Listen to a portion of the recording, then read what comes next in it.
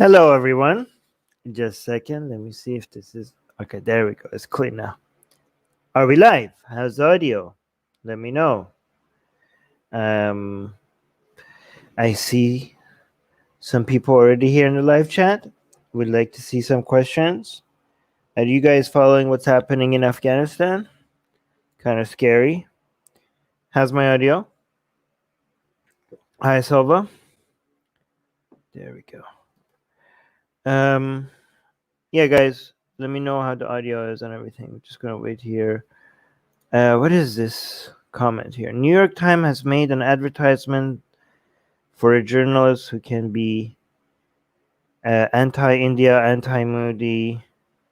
You people are saying foreign left media are not biased or hypocrite. When did we say that? First of all, bias and hypocrite is not the same thing. I mean, what's wrong with being biased? You could be biased towards the truth. I mean, look at your profile picture. I'm assuming you have some pro-Hinduism bias. I mean, who the hell is not biased? What's wrong with being biased? Bias and hypocrite is not the same thing. I mean, look at your profile picture. I mean, that's what aboutism, though. But I'm saying, do you see something wrong with being biased? I mean, you're saying left media. We said left media is not biased. How could left media is not be biased if there's such a thing as left media is by definition biased? Look at this, like who? Look at what this person is saying. He's saying that he or she is saying that we are saying left media is not biased. I mean, left media is the bias is in the title that you're coming up with. What the right media? Oh, god damn it! You guys are so. Sometimes I don't even know what to respond to. You guys are. Some of you are so stupid. You know, this is such a stupid comment. I don't even know what to do with it. I don't even know what to do with it. Guys, send me some more sane questions before I continue. Oh, wait, I already have some questions. I have some questions on our Patreon account. Somebody... But Selva, I could trust you to come up with better questions than this. Hold on. Dolly is laughing. All right, let me see what we have on our Patreon account as a question.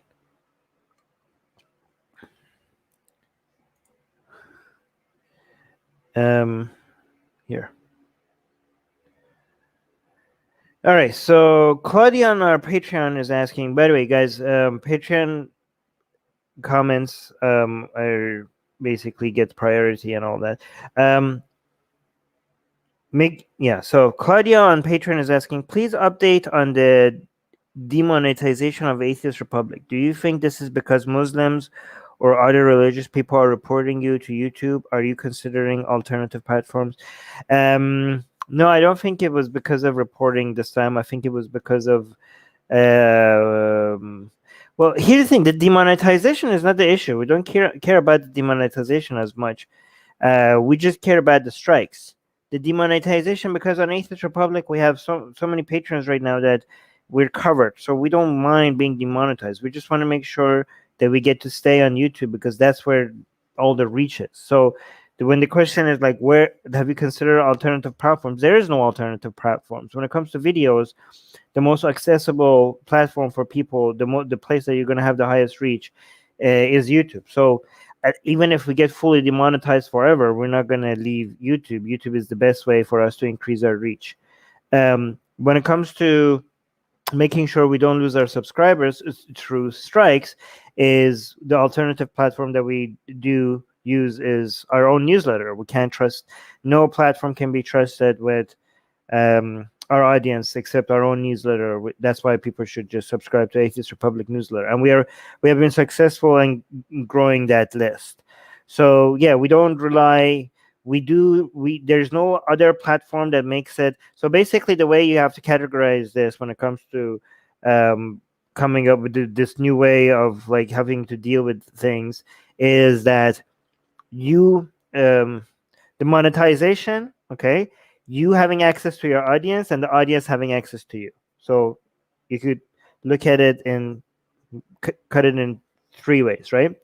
The least important thing is the monetization. The least important thing is the monetization, because we have had such good fans and followers and that are monetizing us through Patreon, and it's enough for us to be able to cover our costs. So even though if it were monetized, that would be better. The fact that we demonetize is not as important of an issue. We just want to make sure that we get to grow our audience with or without monetization, right? So the second thing is us having access to our audience. And when it comes to us having access to our audience, social media is not reliable, right? The way that the strike process and the banning and everything works, it's it's so wishy-washy, and the appeal processes are such a joke that we can't rely on social media, like no alternative platform. That's why we rely on our own newsletter. That's why people should subscribe to Atheist Republic's newsletter. So when it comes to us having access to our audience, we don't rely on YouTube as a platform or any other platform. All right, we just do our own newsletter, which we own, and nobody could take that away from us. Okay, when it comes to our audience having access to us in a form of a video, right? Then that YouTube, even if all our channels are lost, and we want to now have a new place where we upload videos and then send our newsletter subscriber to it has to still be YouTube, because nobody has built an infrastructure that makes it so easy and so accessible for people to watch our videos, right? So even if we lose our subscribers, we still have to rely on YouTube when it comes to our audience having access to us. We just use our newsletter to send them to this new location, right? So yeah, so when it comes to video, we will always stay on YouTube until something amazing gets created by somebody, which I doubt it will. When it comes to us not losing access to our audience, we'll use our newsletter. When it comes to monetization, we're relying on Patreon so that we don't have to. I mean, it would be nice to have our monetization back, but if we don't, well, we don't. Will Lapid bring a change in Israel dynamics, and especially in the American discussion of Israel, since he is more in line with the Democrats and moderates? Well, I mean, it's such a... So Netanyahu's one of the many of Netanyahu's sales pitches are like, nobody can handle the Americans like he can, right? Nobody can, like, his sales pitch to Israelis is that when it comes to having American support, I know Americans, I know American politics. Okay, however, that sales pitch doesn't sell anymore because of how much Netanyahu went against Obama and became such a bitch for Trump, and basically went all anti-Democrat and pro-Republican. So basically, instead of signaling that he's just pro-America, he signaled that he's pro-Republican America, right? And that was such a bad calculation on Netanyahu's part, because guess what? Now that Republicans are not in power, then you telling Israeli citizens that you need me to be close to America doesn't sound as appealing anymore, right? So now a new administration could be like, look, the Democrats hate this guy.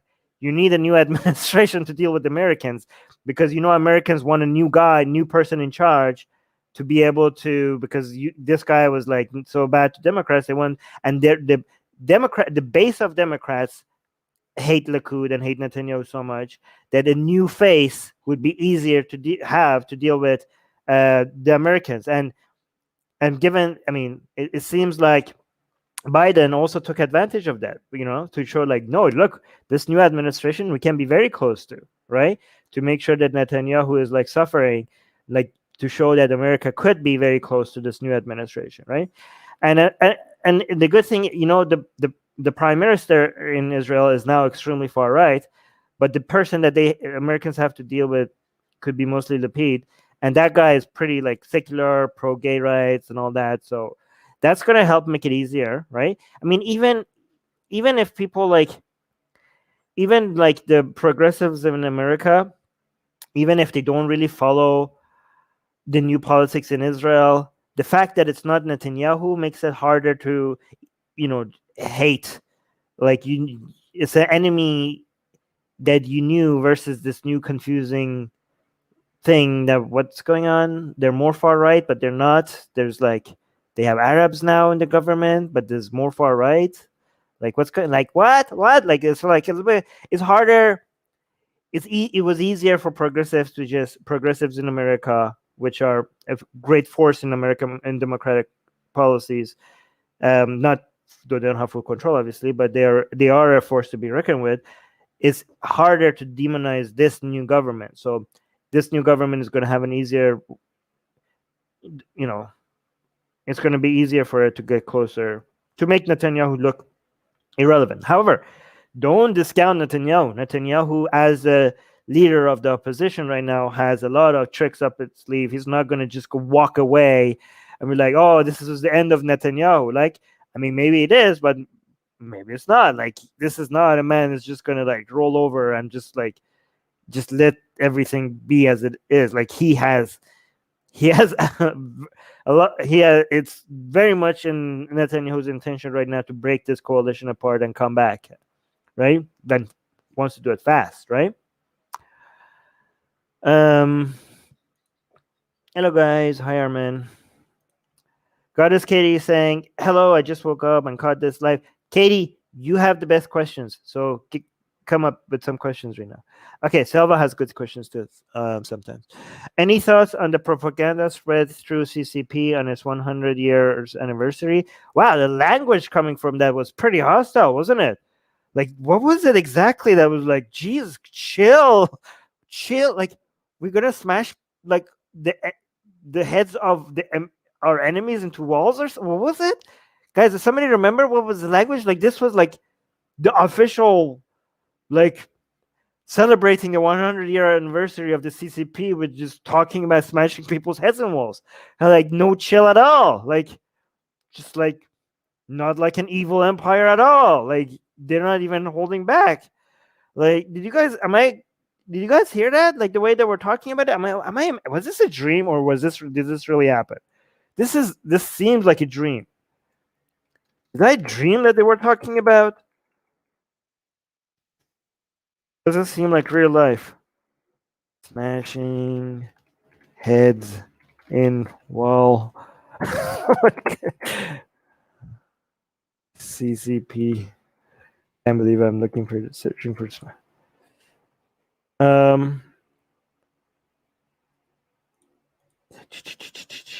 Let me see.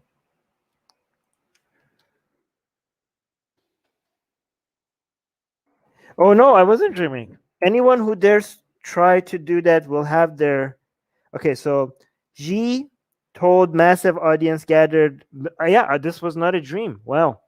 Xi told a massive audience gathered in Tiananmen Square that the era of China being slaughtered and bullied is gone forever. Anyone who dares try to do that will have their heads bashed bloody against the Great Wall of Steel forged by over 1.4 billion Chinese people. Oh, God. You might as well follow it up by saying "Muahaha." Did he go like this to a white cat when he was doing that? Does anybody have footage of him like going like this, looking at the camera like anyone who has dares challenge the power of the Chinese people will have their heads smashed? Like, God, this is. Yeah, so the highlight of the entire speech was that we will no longer be bullied during. Yeah, I mean, it's so amazing that the bully in chief is now telling the world that they're not going to be bullied. Like, oh yeah, we're not going to be bullied. People are not going to tell us that we can't put 1 million Muslims in in concentration camps without due process or any crimes or anything. You can't bully us. You can't tell us what to do. You can't bully us by telling us not to violate human rights. Oh my God. Anyways, music guy saying, Armin, would there be would there have been? Oh my god. All right, I'm going to read this in the correct version of this. Armin, would there have been any historians you would have loved to meet? If so, who and why? Wait. I mean, I'm thinking a bit between Ibn Khaldun and Xerxes. What's his name? Xerxes, historian. Is that how you say his name? The Greek one. Is No, I don't know how you see his name. The guy that, yeah, probably Ibn Khaldun. Probably Ibn Khaldun. I mean, oh, never mind. No, the historians that I want to meet are the historians that nobody knows who they are, because actually, yeah. Wait. I know who I. No. Wait. I want to meet Ibn Tabari. Ibn Tabari, because I want to investigate how much of what this guy said was based on reality. Yes, Ibn Tabari. I want to know Ibn Tabari because a lot of history of Islam is based on whatever this guy came up with, and I want to investigate where did he get his information from. Ibn Tabari, because, like, I mean, calling this guy a historian is very loose. You have to come up with a very loose definition of what it means to be a historian. Like, I really want to know what this guy's sources are. Like, I would investigate him. I would probably have him arrested and investigate it, and tell him, like, how did he come up with his history? Who did he talk to exactly? Yeah, I will come up with a lot of knowledge on, because a lot of things that we assume about what Muhammad did and the wars and that he was involved with and all of that, we just, like, trusted this guy. Apparently, like, this guy, like, just wrote everything down. Like, okay, I guess, sure. And it was went unquestioned by modern historians for way too many years before, like, no amount of skepticism was applied to a lot of things that Ibn Tabari just. Oh, no, Al-Tabari. I keep saying Ibn Tabari. Al-Tabari. Al-Tabari came up with. So, yeah, that would be probably the guy I would want to talk to. Do you guys think that's a good, I think that's a good candidate, right? I'm very fascinated, and it would be very interesting to know how much of Islam's history is actual history. I mean, Ibn Khaldun was dealing with the same things that we're dealing with. So he just came up with some theories based on information that was available already at that time. So that wouldn't be, like, investigating him wouldn't give us any new information, right? But Ibn Tabari is, like, he would give us a lot more information. It was a lot, right? Yeah, I think so. He was a lot. Yeah. Is that a good candidate? Is that a good answer? I think that's a good answer. I think that's a good answer. I don't know if I want to read this one because of the strikes that we get from when we talk about this, even though we're not saying anything controversial. What the Qasim? I'm not even gonna read this. What the hell? I'm not even gonna read this. Qasim, are you trying to get this channel? Okay. Let's go to the next question. British Pakistani Muslim is saying, "Hey Armin, do Muslims? I've never seen Muslims written like that. Do Muslims around the world have a responsibility to highlight crimes committed by Muslims in Europe, even if the crime has nothing to do with Islam? They don't have a responsibility to highlight them, even if it did have anything to do with Islam. Why would they? They would no. They wouldn't have the responsibility to highlight crimes committed by Muslims, whether or not they have anything to do with Islam. Wait, why would that be guilt by association? Why would they have a responsibility? Why would they have a responsibility to highlight that? I don't understand that. Does anybody have a logic? Does anyone have a logic behind this? Why is it any of your business? Do you think, like, atheists, for example, have a responsibility to highlight like every atheist out there, like let's say for example, some atheist does something crazy and commits a crime in the name of atheism, even like in the name of atheism, I commit this crime. Do you think every single atheist out there that just happens not to believe in God has a responsibility to come like, I denounce that? I like, is that their responsibility? Why? Like, no. I think like to even expect. I mean, if you wanna, sure, nobody's stopping you, but to expect every Muslim to just come and highlight and be like, oh, that's wrong. I'm a Muslim. That Muslim did something wrong because he's a Muslim and he did that. I also have to mention that I don't think this is wrong. It's my responsibility. Why is that his responsibility? Just, like, I mean, if they want to, no, that's okay. But to assume that they have to kind of suggests to me that you think if they don't, they're somehow complicit or endorsing it, and that would be indirectly suggesting a guilt by association, right? No, I don't think. I think they're not responsible for highlighting it, whether or not it was because of Islam.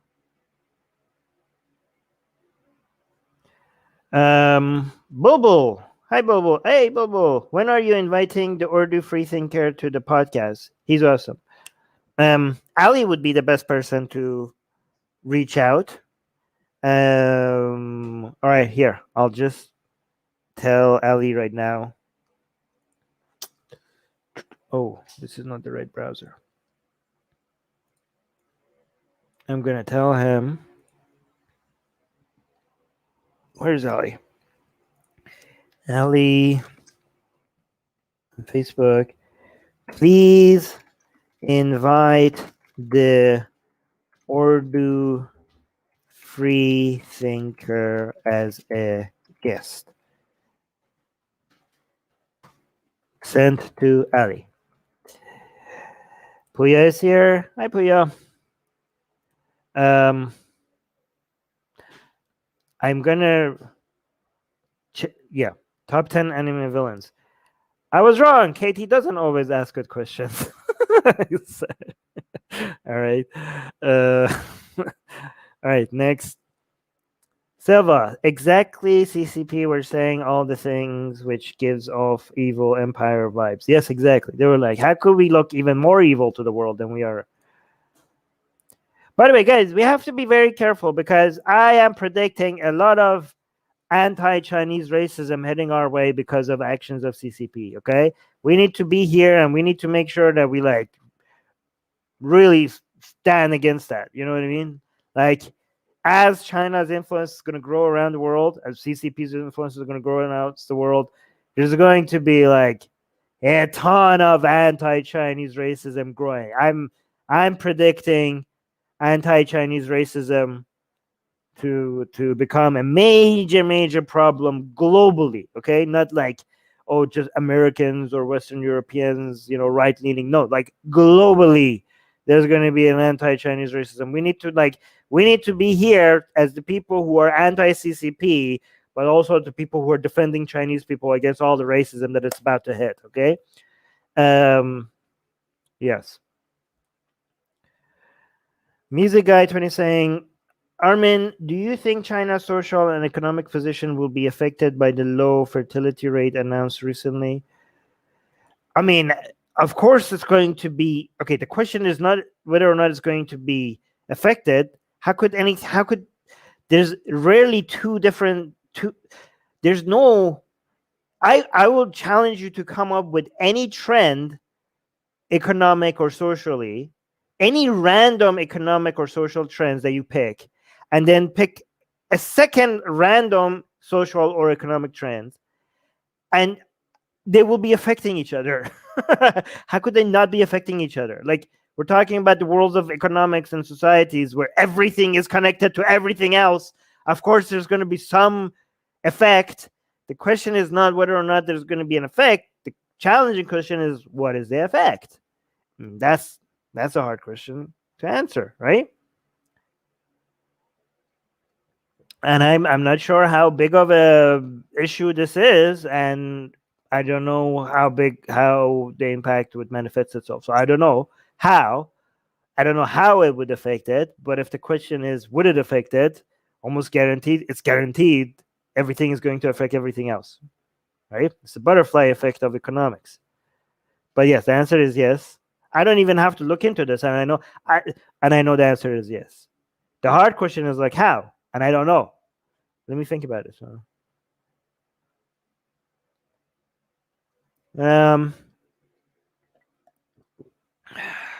Fertility. Yeah, I don't know. I do. I don't know. It's hard to guess.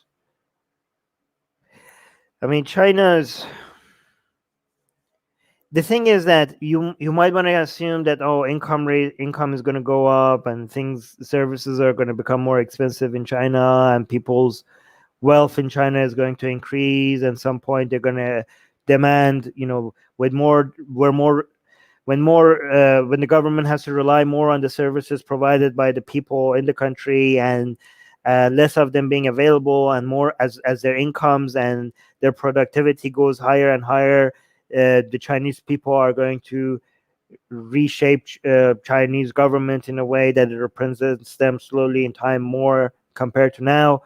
You could come up with predictions like that, but then throw AI in the mix, and what's going to happen then? Like, what if not? What if AI? And then, like, what if China starts relying on cheaper labor from other places like Pakistan, right? And what if, like, China decides to, like, marry Chinese people to, I don't know, women of other countries, and respond? Like, there's so many things that could throw these predictions away, though I'm not an expert, so you shouldn't rely on my prediction like this. In fact, you shouldn't rely on anybody's expertise like this, because the most correct answer is that this is so complicated. You could come up with guesses like I just did, and an expert's guess is going to be probably a lot more reliable than what I just gave you.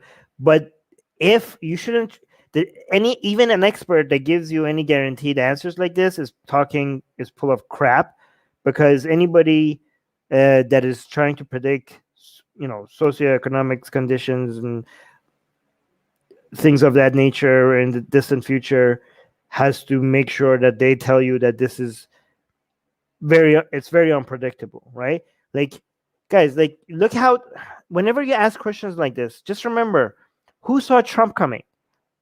Which expert saw Trump coming? And then how did that change everything? So see how unreasonable it is to come up with predictions like this, right? Like, how much the world policy, who saw 9/11 coming? And how much everything changed after that? So any predictions that you come up with, just something like, you could just throw something like that in your prediction and everything will go a different direction. So it's hard to come up with predictions like this, right?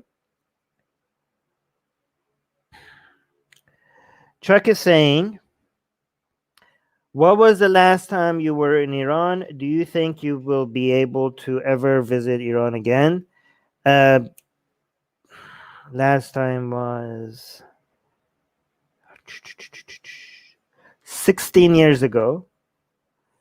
And do you think you will be able to ever visit Iran again? No. Even if there's a new government, which is I'm highly skeptical of that happening in my lifetime, there will still be too many people there that will see me as an infidel. And even if the government is not after me, I don't know, some other people might be after me at that point, right? So definitely not a safe place to be ever in my lifetime, even if there's a new government.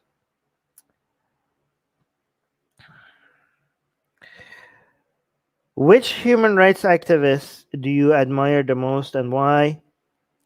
Atheist Republic is one of my inspirations to fight for others. Aw, I just don't know yet which first steps to take myself. Aw, that's so sweet.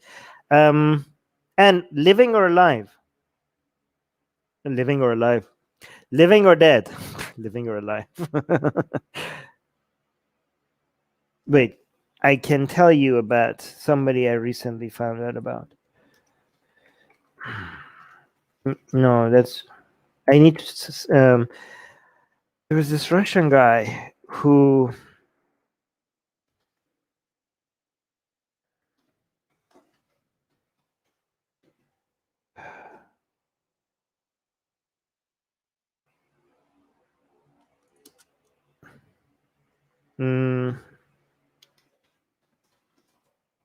I don't even know what to search for. Yes. Okay. I think the activist that I admire the most as of right now is Witold Pilecki. Witold Pilecki? Is that how you say his name? He's a Russian man. And maybe one day I'll do a stream about him. He was a Russian guy who, hold on, let me see if I, do you guys know about him? Who here knows this guy? Hold on. Is there a summary so I could read it out for you guys?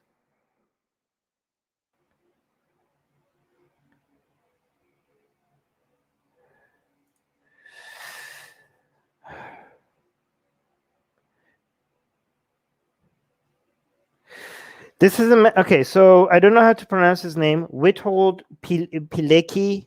This man, seems like he was Polish,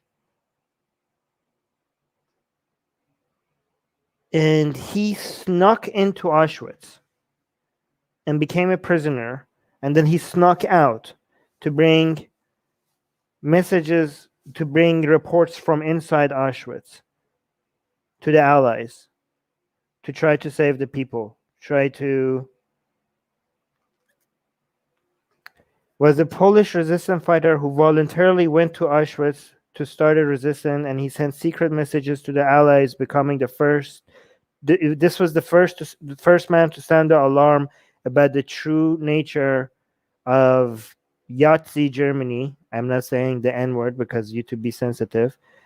Nazi Germany's largest concentration and extermination camp. So imagine that. Imagine the place, the most horrible place on earth, and this man snuck into it just so that he could tell people how bad, like bring reports and tell people, like this was at a time that people didn't know what was happening.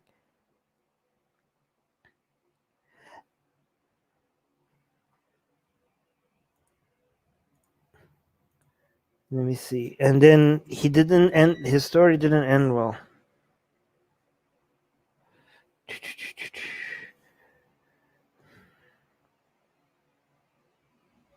Yeah, maybe I do a stream about him. This guy was very inspiring. Yes. Bobo is saying, hope Ali is doing well. We miss him. Oh. Okay. Oh wow, thank you, Music Guy. Music Guy just give me a super chat, $5, saying, since I can't buy you a drink, I'll buy you a Coke Zero. $5 super chat. That's very sweet. Thank you so much. Puya is saying, pretty random question, but I'm shopping for a webcam and was wondering what brand camera you're using.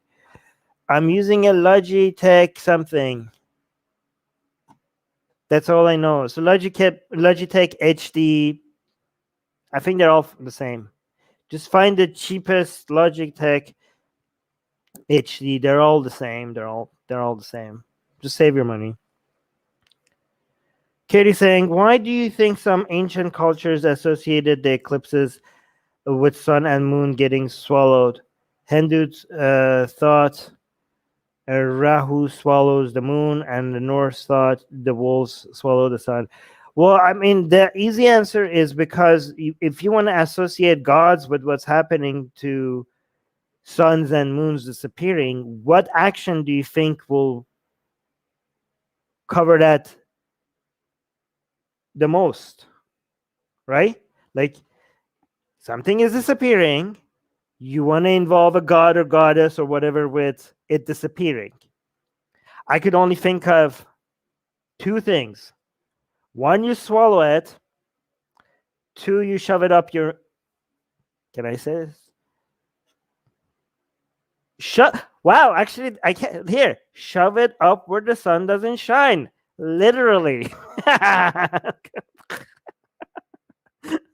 There's only two ways you can make it go. Like you have a body of a god, and there's only two ways you can make this thing that is shining up in the sky all of a sudden not shining. What do you do with it?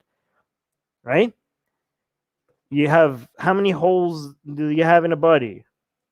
I guess it's a female goddess. Maybe there's three options, right? But I don't think those would be very epic. Like imagine a male god taking the sun and shoving it up, like that wouldn't be like very poetic. So that would leave swallowing, right? What else could they do with it? All right. All right. Chuck is saying, when something bad happens to practicing Muslims, don't many practicing Muslims expect a kind of apology from Westerners? Isn't that victimhood by association? Victimhood by association. No, that's guilt by association. Because they're not. Victimhood by association is the first time I'm hearing victimhood by association. But if there was such a thing as victimhood by association, then okay. If they're okay, victimhood by association, let's make that up right now. It would be to expect every it would be the act of them. So if you had said, when something bad happens to a practicing Muslim, don't many practicing Muslims expect a kind of apology from Westerners? Okay, apology to themselves. Okay, yes, okay, that could be called, yes, as if I was the victim. True. I've never. Yeah, you're right. That would be victimhood by association. I've never heard that before, but it makes sense to invent that. However, let's be clear, when we say many, we're not talking most, right? It is many. But this is not just a Muslim thing. This is any other group. Many other group people do that as well, right? Like every time another group, whether a minority or a majority, something happens to them, the people that are associated with that group demand a form of apology, right? The members of other groups do this as well. However, this shouldn't be.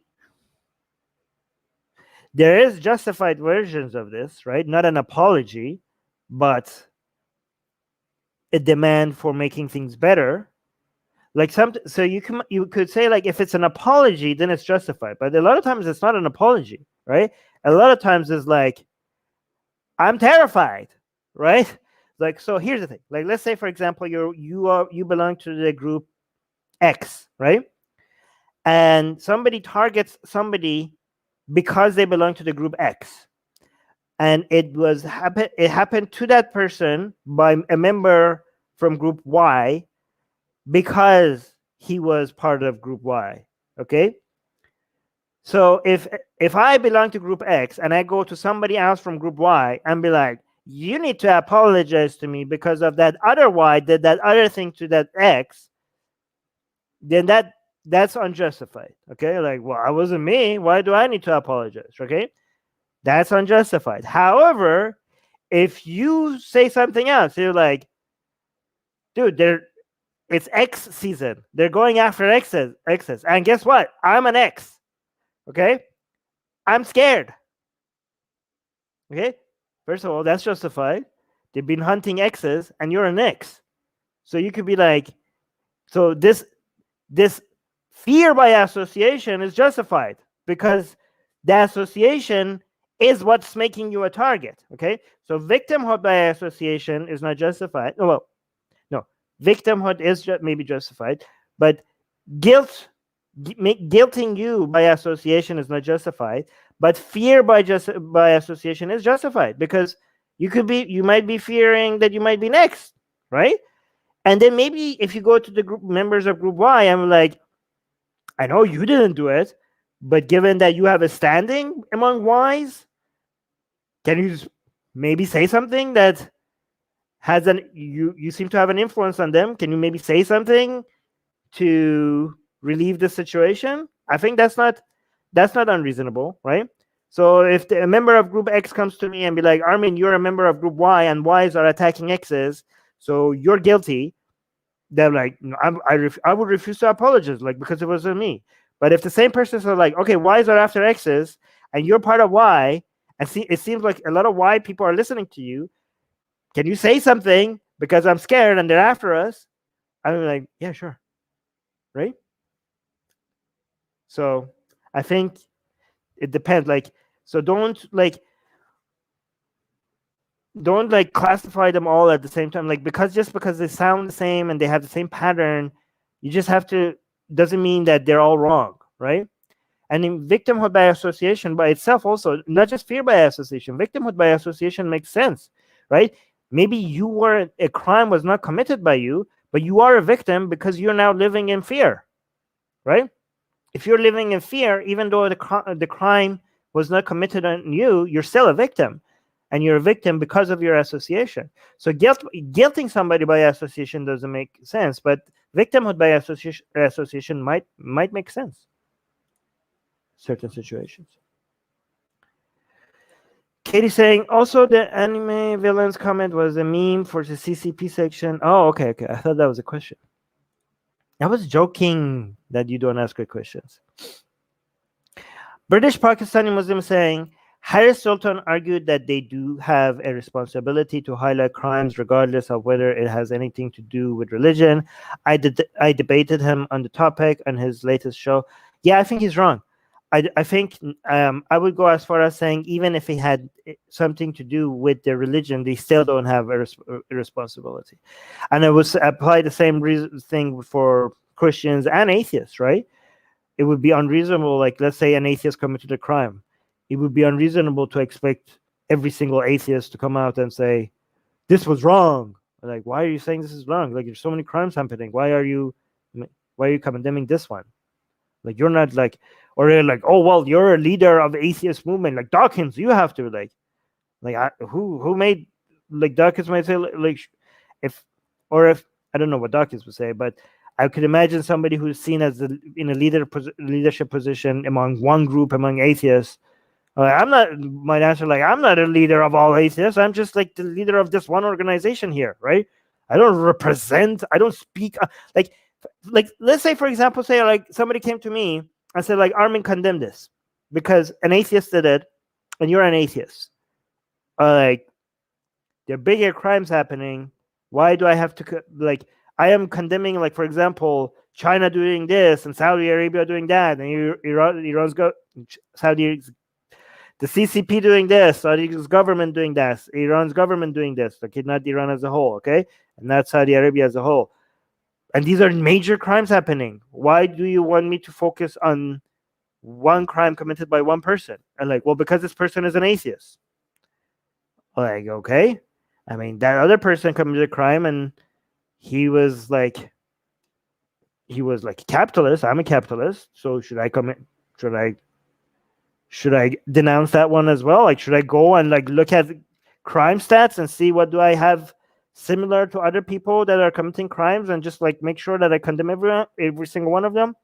Then they might be like, well, you are in a position of authority within atheist movement, or like no, I'm not. Like, in fact, maybe I shouldn't, because it seems like I'm now suggesting that I'm speaking on behalf of atheists, right? Like, if I say, like, on behalf of atheism and atheists all around the world, I come and condemn this. I speak for atheists. Like, shut up. No, you don't. Right? What has it got to do with you? In fact, maybe it's a celebration. Maybe not only am I not accepting responsibility when I'm doing that, I'm full of myself when I'm doing that. Like, I'm thinking like that would be an excuse for me to act like I'm a spokesperson for atheism. You know what I mean?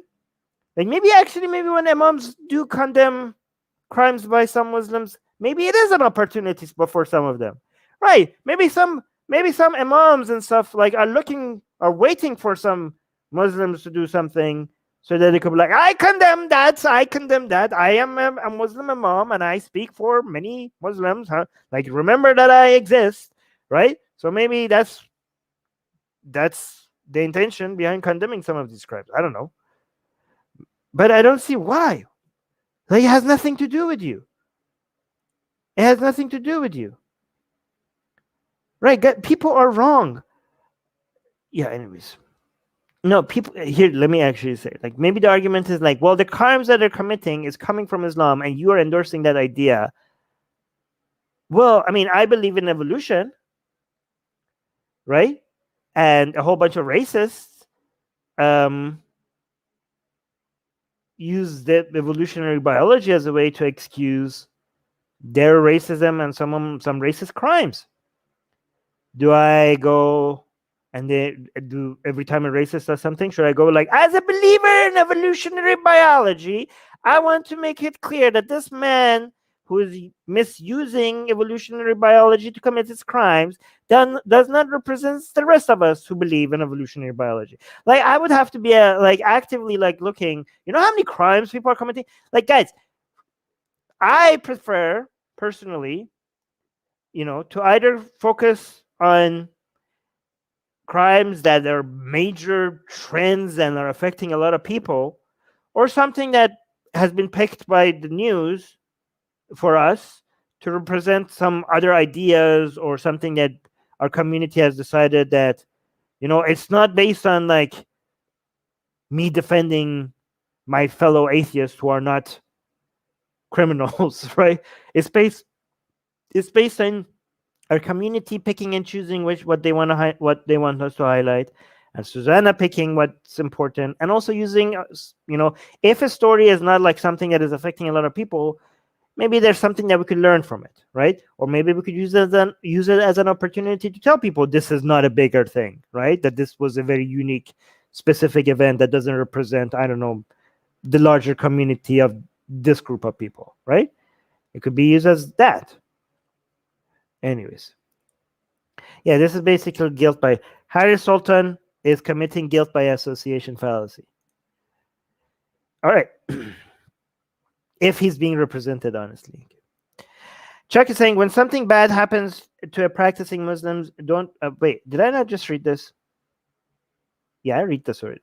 Do you think the Arab world will see a significant portion of the population becoming atheists in about 50 years? I mean, it's already happened. Wait, is this not already happening? This is already happening. This is happening as we speak. Yeah. So, but what do you mean by significant portion? So the answer is yes, because you don't have to wait 50 years. It's happening right now as we speak. So yes, it will happen more. The process that is happening right now at higher speeds than any of us expected will continue gaining speed. So yes. However, it's possible that even though a huge portion of Arabs are going to become atheists, as a percentage-wise, Islam is still going to grow because of birth rates and all, right? So, but I suspect that when it comes to, if you eliminate population growths, I think conversion rates and deconversion rates are going to be heavily in favor of atheism and lack of religion, but it will be canceled out. It could be canceled out by the effects of birth rates. British Pakistani Muslim saying, you need to give Harris advice on how to debate. It was my first time debating anyone online and it was easy work. You seem considerably more intelligent and nuanced. Okay. No, I mean, Harris is a challenge to talk, to debate. I wouldn't dismiss him so easily. No, Harris is more challenging to debate than most people I talk to. I mean, that's not a very high standard, to be honest, but he is. I do have fun debating Harris. He does make it difficult, which is fun. difficult in a fun way. I would be interested in debating him about this or anything else. Music Guy 20 saying, I was thinking they might have more expats to run the country and also cheap labor, like you said, but I haven't read into anything about the situations with China. Yeah, China has such tyrannical power that a lot of things that will be difficult for other countries, they're going to have a faster way of solving them. But that might end up being their own undoing at some point because of the no amount of foresight and planning is going to be able to outsmart the will of masses and the power of decentralized decision making.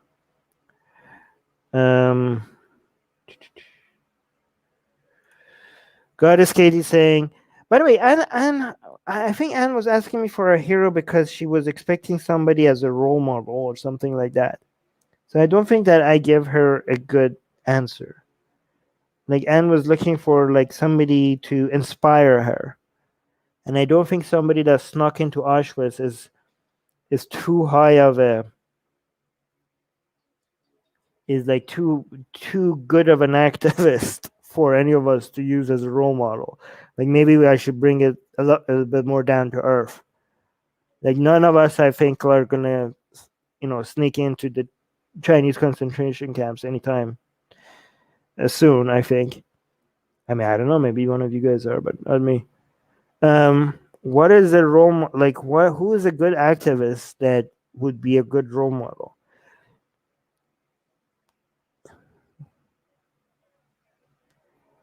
I mean, mine is like right now.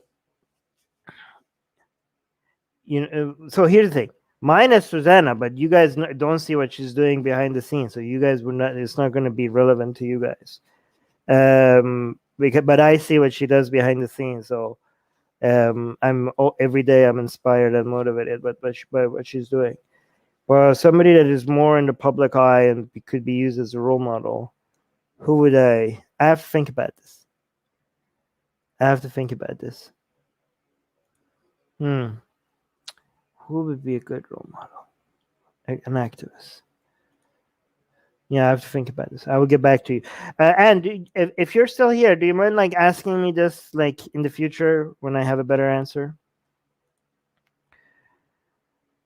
Katie saying, which do you think is the worst out of these two, North Korea or Yahtzee, Germany? Again, guys, I'm not saying the N word because YouTube is sensitive. Of course, the latter, Germany during World War II, for sure. The numbers are astronomical.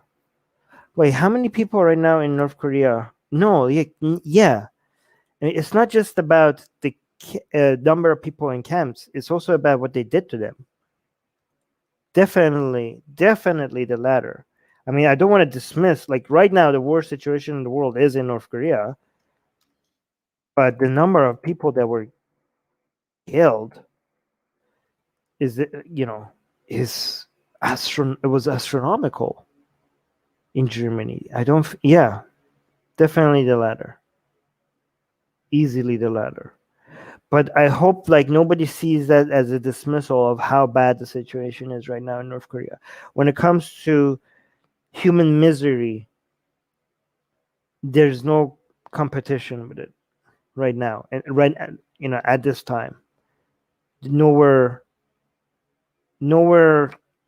in the world have they been more successful at creating hell on earth more closely than in North Korea.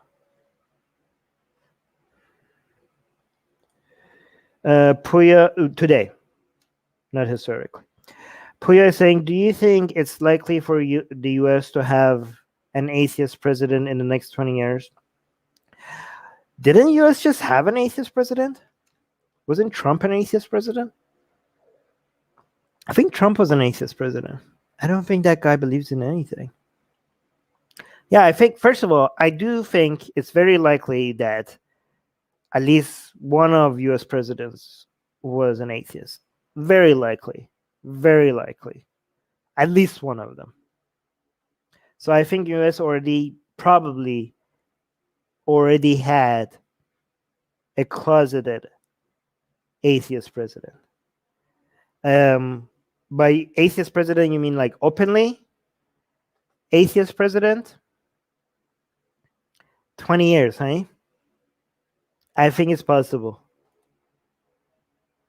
Likely, you're not asking if it's possible, you're asking if it's likely.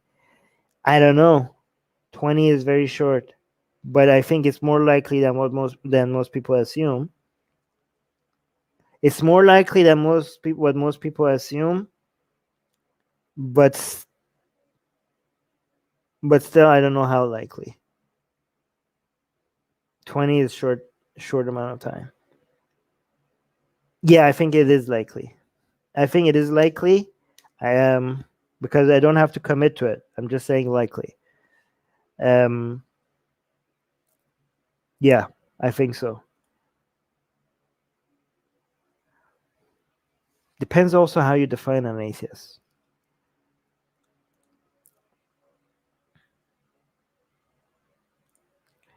The fact that you don't, British Pakistani Muslim is saying the fact you don't grift and you actually care about human rights at the cost of donations and subscriber is commendable. Thank you, British Pakistani Muslim. I really appreciate. I really appreciate that you feel like that. Oh my God, that's making me feel so good. You just made my day, British Pakistani Muslim. That, it's just hard to be accused of the exact opposite when you're trying so hard not to be like that. So I appreciate you saying that. Thank you.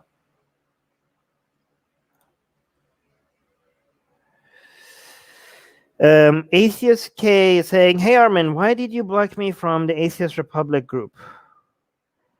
I don't know who you are, and I don't know which group. Atheist Republic has many groups on different platforms, so I don't know what group you're referring to, and I don't know if I banned you, blocked you, or somebody else did. We have a lot of admins, and I don't know what you did, and I don't know who you are. So the fact that you expect an answer from a question like this is telling, to say the least."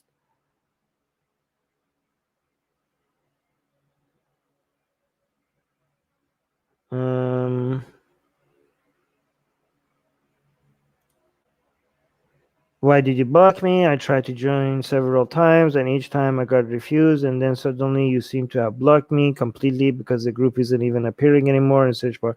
Again, I don't know who you are. I don't know which admin is responsible for this, and I have no idea how to respond to this.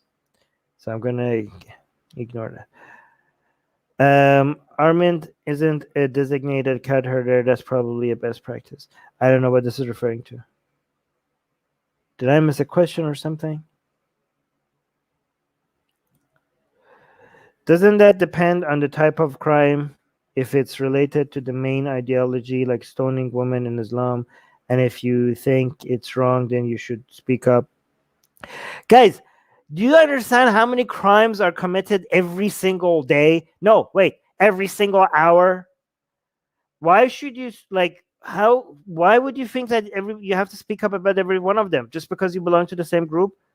I mean, guys, anybody that is doing any form of activism is already doing more than most people, right? Maybe it's not in within your type of activism to speak about crimes. Maybe you're doing something else. Maybe you're cleaning the ocean, right? Maybe you're like, your way of making the world a better place is like, I'm going to the beach and picking up garbage.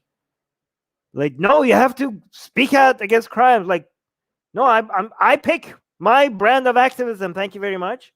Like, I don't understand. Like, first of all, speaking up is the most self-congratulatory, like, oh yeah, murder bad. Thank you very much for your input, average person that I do not know. Like, yes, this evil thing was done by somebody that is associated with me because we belong into the same group that is called A. So, and he did a boo boo, and doing boo boo bad. I call it bad. Like, yay.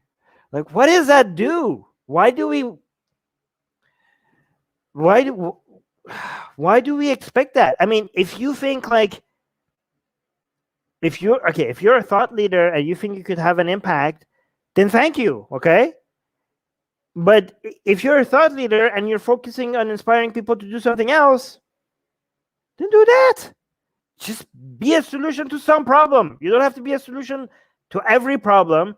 In fact, when people are like, do this activism that I demand, I'm like, no, I'll do the activism that I want. Like, you don't?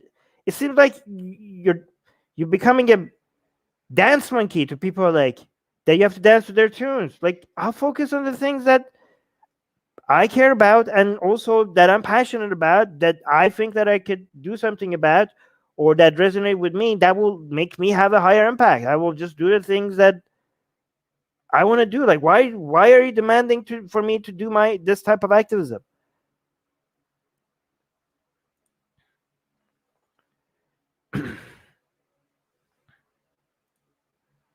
Goddess Katie is saying, have you seen the meme of transgender people and transhumanists coming together in support of leaving these mortal bodies behind? Thought you would love that. Yes, I would love that. Please send it to me. Please send it to me. That would be great. By the way, guys, if anybody does not know, this is not fear-mongering on our behalf. We are in support of transhumanism. Okay? I don't know, I don't know who I'm speaking for. I am very much in support of transhumanism. I think transhumanism is going to save humanity. So if some people are trying to fearmonger transgender rights, to be like, oh, today they're going to change their gender, tomorrow they're going to change their hearts and their eyes. And I'm like, yes, please. Thank you very much. Like, I hope so. I hope, like, guys, the whole world is going to be indebted to trans people because of all the funding and all the resources that is going into figuring out how to change our bodies and all that. Like, this is going to save humanity. Okay, trans people are saving humanity. I'm not even exaggerating this. Okay, this is not a joke. I really think this is, people don't know how much indebted we're going to be to trans people and all the scientific and medical capabilities that they're making possible, and also the fact that they will reduce the moral and emotional barriers to moving forward with changing more than just your gender, right? I'm looking forward to all of that. British Pakistani Muslim is saying, what do you think would be the most effective way to promote gay and trans rights in countries where it's stigmatized? Blasphemous art. Sexy blasphemous art. No, okay. No, yes, sure. Yes, that too. That was like a self-promotion of our blasphemous art. Go check it out, blasphemousart.com. What would be, do you think? More easy. More gay people and trans people coming out and being open about gay and trans. And if you're not gay or trans, being more open about accepting people in your personal life as gay and trans people, right?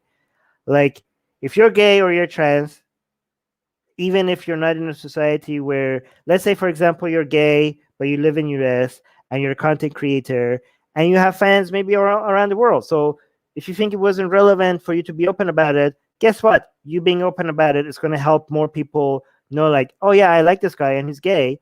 So it just normalizes it. That's it. Just a little bit more. So easy activism. Just be open about it. If it's safe, just be open about the fact that you're gay.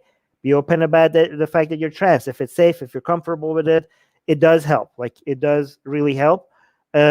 Just like it helps if more people are open about their atheism.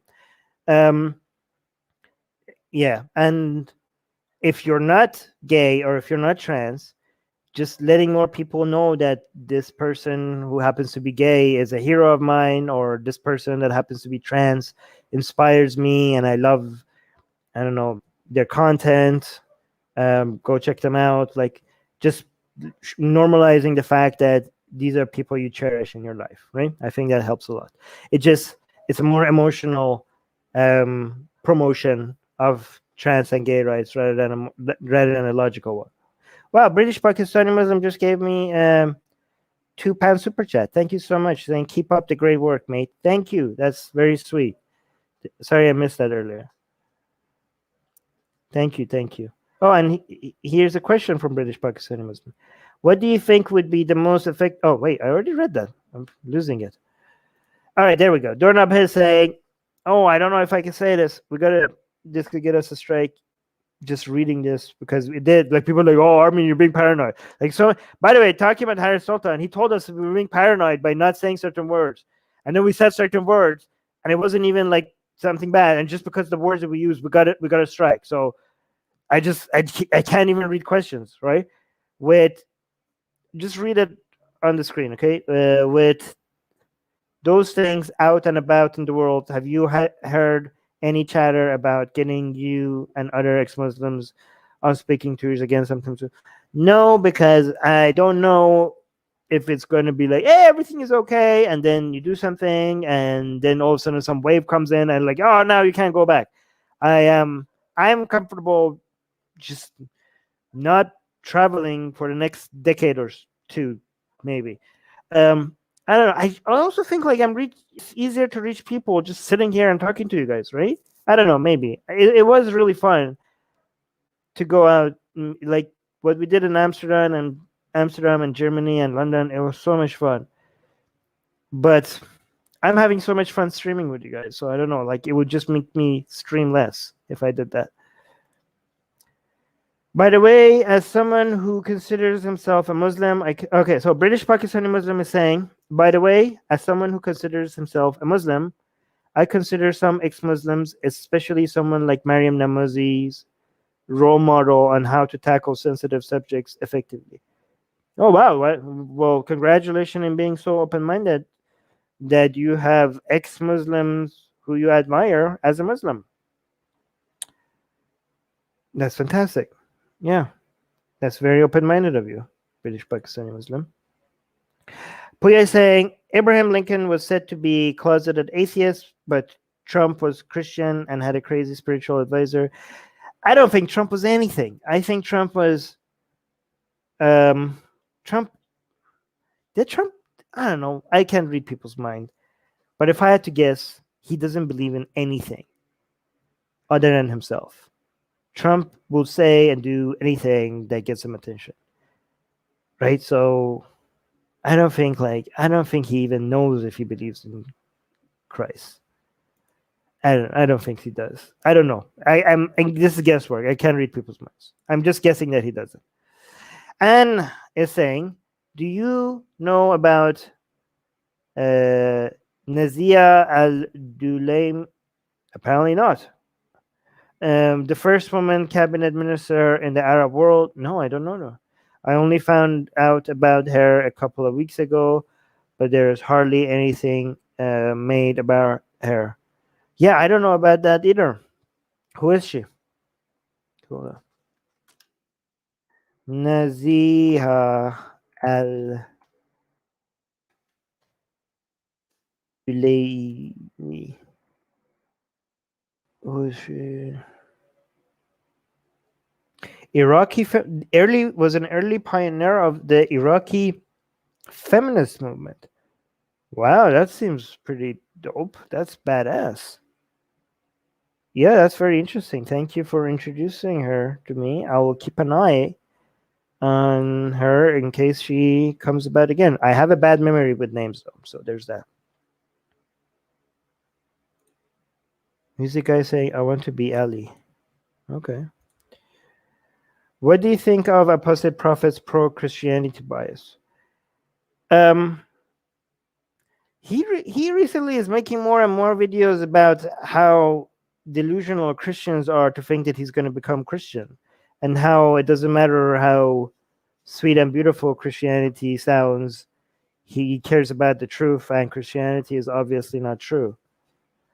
I mean, I think he's only pro Christianity as compared to Islam, and I would argue that you would be pro anything when you compare it to Islam.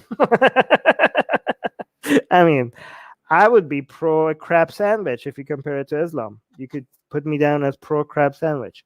Wait, I'm touching the microphone so much.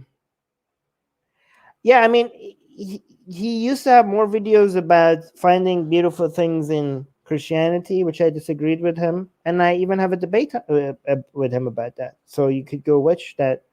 But I think ever since then, he seems to be more clear about how atheist he really is and how much there's no chance for him to become Christian. Like, he's making more videos. And actually, that's something you should admire about Apostle Prophets, because he has a lot of financial support and subscribers who are Christian and that are supporting him both with views and financially. So the fact that he's now going out of his way telling all these Christians that if you're here because you think you're going to become Christian, that's not going to happen. I mean, that's admirable. You could tell that, I mean, I have disagreements with Apostle Prophets, but, he came out against a lot of people who were attacking me, a lot of the Hindutva who were attacking me, even though a lot of his supporters were against me. He lost subscribers, he lost, patron support. And I mean, if he only cared about money, there would be no need for him to make videos dedicated to telling people that how much he's an atheist and how much he doesn't see a need for God, for morality, and how much he thinks like people, he has debates now with Christians, right? He's being honest about it. I mean, he could just not say that and enjoy the support from Christians. He's risking losing support from Christians by being completely transparent about his views. That's like admirable. Like, he seems to be caring more about being clear about his positions than just saying things that would get him support and money, right? So that's admirable. I appreciate that. He has, Apostle Prophet has many examples of doing things specifically because he thought it was right, so obviously against his own personal interests, right? He has many examples like that. When it comes to his intentions and his honesty, he's one of the people that I admire.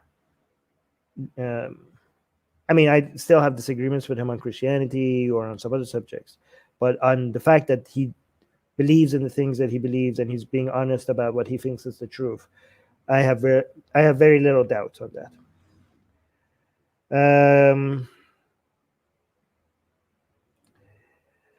What happens to us when we die?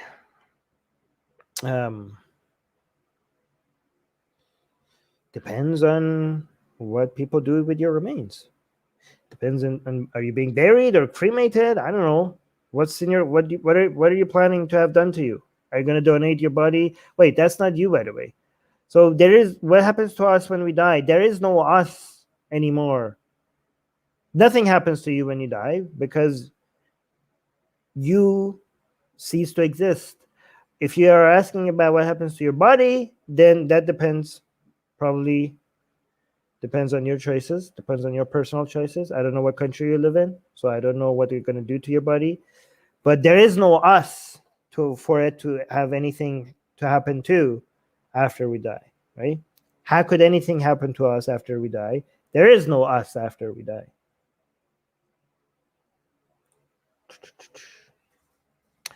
Hello, regards from Bulgaria. What is your opinion about so-called atheist cancel culture?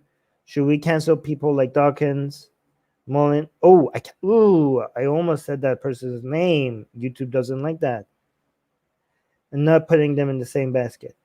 Depends on what you mean by cancel. If by cancel you mean because like cancel mean like not having them? First of all, Dawkins should not be canceled. Obviously, Dawkins is like, I mean, by who? I mean, okay. First of all, I can't decide whether or not somebody should be canceled. If you own a platform, like I'm not. Who are you? Okay, so here's the thing. If you own a platform, if you have an organization, and if you have a channel, and you don't like to invite Dawkins, don't invite Dawkins.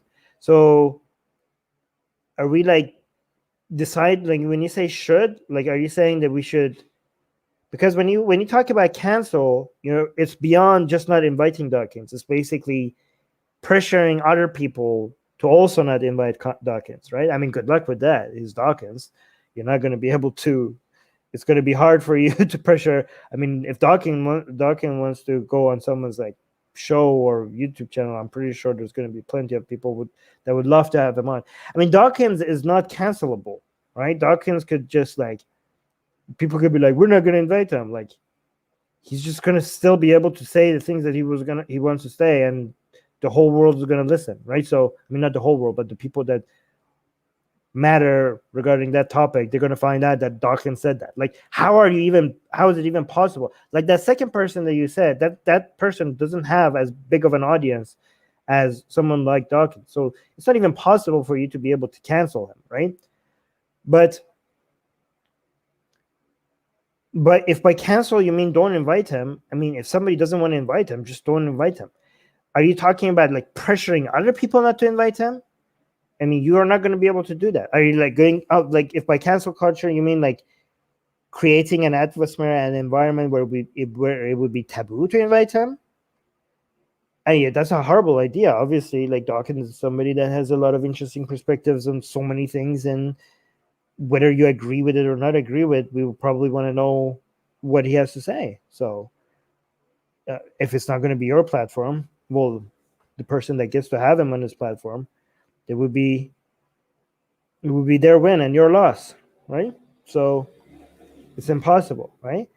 If by cancel, like, because when a lot of people think like when they want to cancel somebody, is because maybe providing them a platform is an agreement of what these people believe, what these people believe in. And I mean, when it comes to Dawkins, most of his views are pretty agreeable, I would say.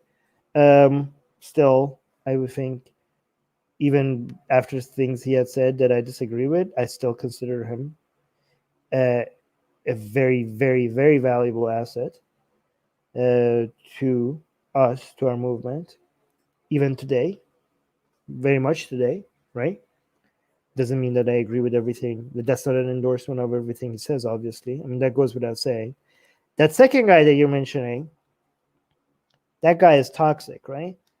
And you might argue that he would be just sharing. It would be easier for you to argue that even debating somebody like that is giving them more attention than they deserve. Like that, But I don't know, because the fact that you even know this person's name means that this person's ideas are spreading, and I don't think generally ignoring ideas instead of tackling them head on is an effective way of addressing them. So I don't think you're going to be very successful at. I mean, it's one thing for like giant platforms like YouTube or Facebook or Twitter to cancel these people. That might have an effect. That has an effect on the reach of their audience, and the amount of toxicity that they're able to spread. I'm talking about the second person, not Dawkins. That has a major effect. But short of that, anything like us not having that person on our platform. I mean, I can't, because I would get a strike or something. I don't know.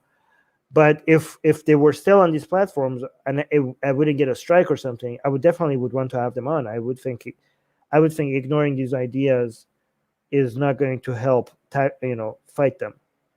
I think you would need to challenge them head on.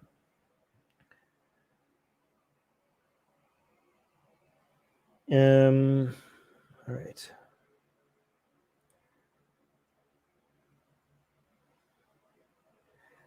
Yeah, music guy saying, Armin, were you ever able to look into the Syrian war and the genocide? I mean, I have already looked into it, but it's not. It has more to do with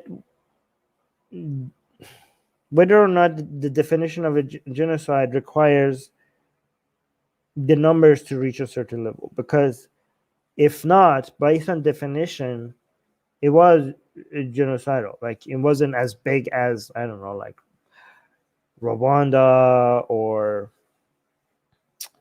or China or anything like that, or the Armenians. But by definition, it's genocidal because of the targeting of certain demographics based on the group that they were associated with by the Shias against the Sunnis.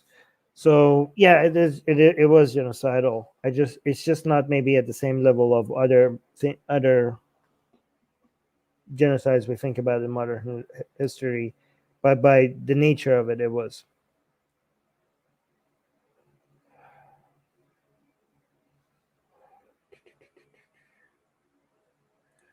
Okay.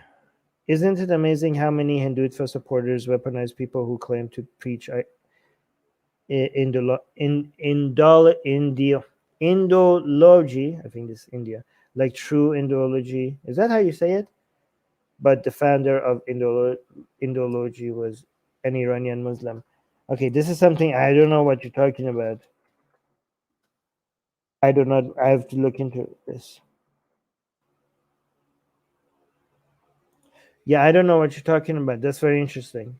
Send me something on Facebook about this. Oh, hey, Yuval is here.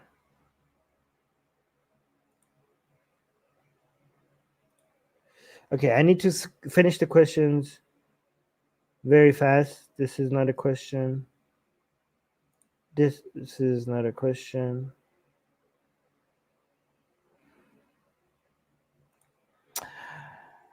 SSUJS is saying, is there a book you can recommend for atheists? This is the perfect question to end all of this up. Yes, I'm going to use this as an opportunity to do some shameless self-promotion. Why There Is No God by no other than Armin Navabi. Okay? And guys, I wanted to let you know that if you go to Atheist Republic's YouTube channel, in any of the description of the videos, you get to be able to get this book for free. You get this book for free if you subscribe to Atheist Republic's newsletter. You get Why There Is No God, which is my book, for free, available for free. So go get it. Yeah, so just subscribe to so go to Atheist Republic's YouTube channel, go to the description of any of the video, and find a link to subscribe to the newsletter, and then you get the Atheist Republic book for free, and you're also gonna get our blasphemous art for free. Yeah, there's a ebook with most of our blasphemous art available for free. So yeah, and this is a bestseller on Amazon. So I mean, at least it was a bestseller. It could still be a bestseller on Amazon. I don't know, but yeah, and I'm giving it away for free. So maybe it's not a bestseller anymore because it's been given away for free. So there you go. That's my gift to you. Go get it. Yeah, good. Yeah, thank you for the opportunity for letting me do some self promotion. I'm just gonna ask there one more question. What part of Iran is your family from? Tehrani, just wondering. Good channel. Yeah, they're Tehran. Yes. Well, I mean, dad from Tehran, mother from Shiraz. So Tehran and Shiraz. All right, I want to go, but you guys are too much fun. I'm gonna go. I have to go. All right, good stream. Thank you, guys. Yay, guys! This is so much fun. I like these Q&A. I like these. I like hanging out with you guys and answering questions. It's just these streams are so much fun. Katie saying Armin jeopardizing his own bestsellerdom. Yes, guys. See, I am so kind to you guys. You guys do not deserve this. You guys do not deserve how generous I am being to you guys. I'm kidding. But yeah, go get the book for free.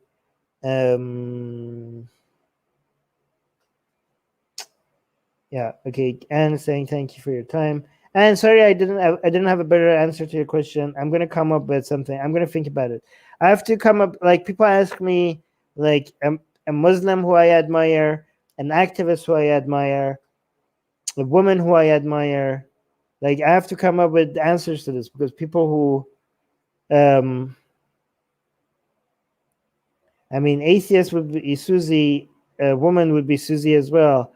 Muslim would be Susie as well. Muslim Susie is yes, the Muslim I admire the most is the recently Shia Hussein worshipping Susie. So yes, all the answers would be Susie. Okay. Don't tell her I said this. Good stream. Thank you, guys. This person is saying thanks for nothing. You're welcome for nothing. Yes, Susie, is Shia doing Tariya? Yes, she is. Yes, she is. Definitely. Yes, recently exposed of Susie. All right, guys. Thank you, guys. Thank you for your time. And oh yeah, the person who was banned from Facebook group, I don't do the adminning. Go talk to the other admins. I'm not in charge of adminning the Facebook groups. I see you're very upset. Anyways, bye guys. Talk to you guys later. Bye.